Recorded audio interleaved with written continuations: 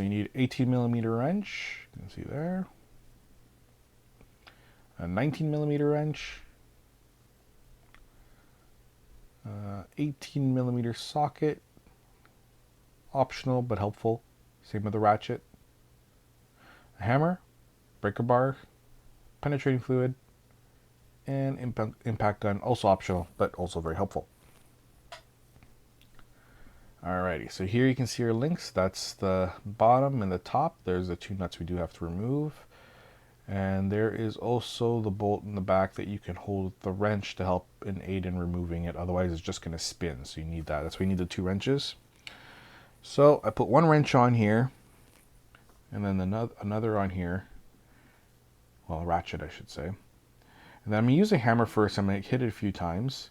You could use a breaker bar as well, which I'll talk about here. You have enough room, you could get a breaker bar in and kind of use it.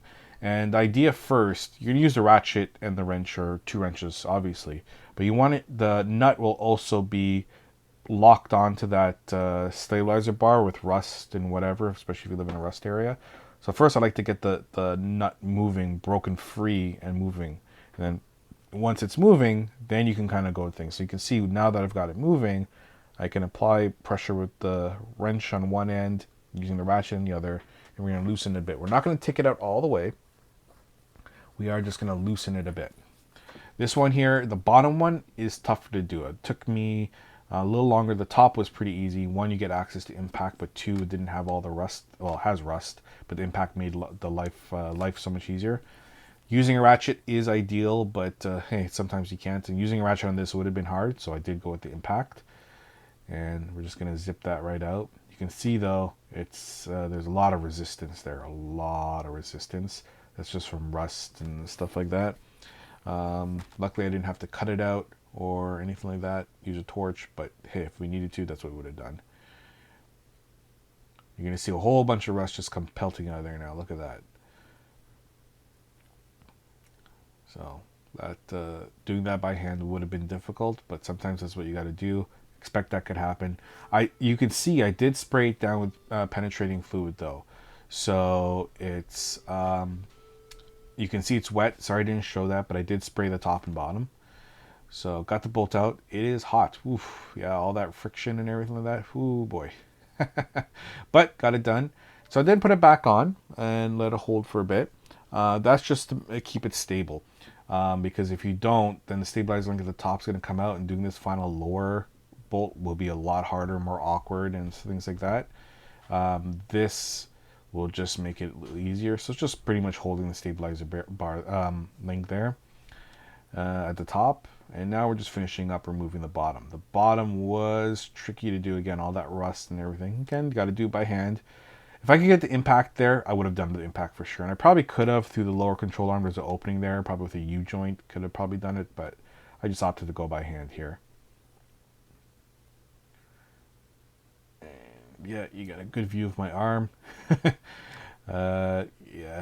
Well, I'll have to move the camera in a second because I really need to apply some pressure with the wrench, and the camera was in the way. So I do move it. As you can see, I moved it here now. Not the greatest angle. Another shot of my arm and my right caliper. But, you know, I had to change it because I need to get my hand in there for the wrench to get more leverage. But did get it out. There it is. And let's refocus that. There we go. That's out. Yay! So now that that's out, that's all good to go. We could just go to the top and remove that the top nut, and we're out, ready to go. So you can see how this just moves so freely. This thing was just done. It was done. The car's got about 118,000 kilometers ish. I think it was about 110 to 120, somewhere in between there when I did this. Kilometers, you know, that's about 65,000 miles. So they were toast. They were like ready to go. So compare them, compare length, make sure that the lengths are right, make sure that the bolts look right. I mean, it's the same for left or right on the car, like if you're doing driver or passenger side. So just make sure that, you know, they all look good. And then you just install it in. Now, make sure you are torquing these up. For the top and the bottom, it is to 62 foot-pounds of torque. So make sure you are torquing it up for sure using the proper torque wrench and things like that. Here we're just wheeling on our nuts. And then we're going to go ahead and put our wrench on. And what I normally do, whether I do the top first or the bottom first, I always do one and kind of get it hand tight first. That's in case I need to, move anything at the top or anything like that.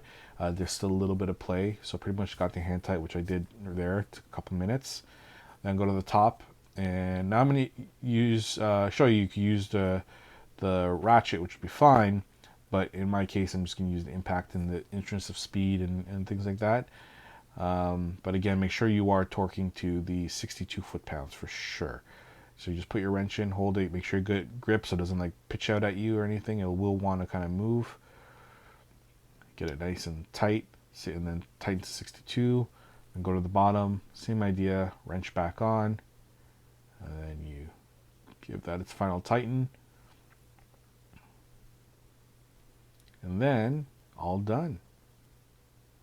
All good. Woo! Thank you everyone for watching. I do appreciate all the support out there. Don't forget to throw a like on that video if it helped you, if you found the information useful, anything like that. Make sure to like it.